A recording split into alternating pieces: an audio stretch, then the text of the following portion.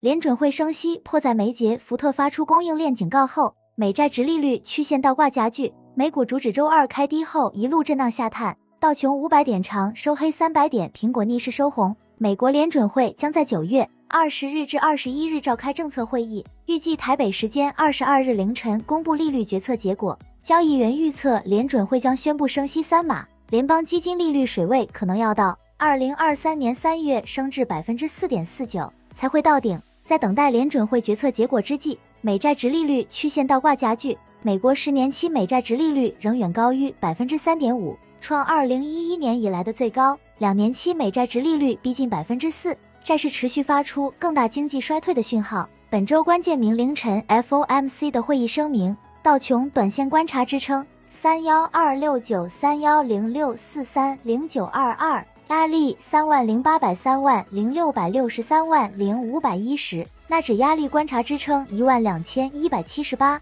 12096、12003，压力11895、11816、11739。台股20日由电子双雄领军，电子全指股展开反攻，中场上涨123.62点，收在14549.3点，成交值略为放大至1653.15亿元。由于美国联准会利率会议前夕，市场观望氛围浓厚，加上美股周二全面收黑，台股在上攻无力下大盘承压，今21日恐延续量缩震荡格局，台指震荡格局压力14750、14688、14591，支撑14451、14300、13730，恒生空方主导19000仍看空压力19000、18919、18717，支持18500、18136。9月活动抢先看，体验送开户礼金，邀请介绍双发9月回馈，记得活动不漏接。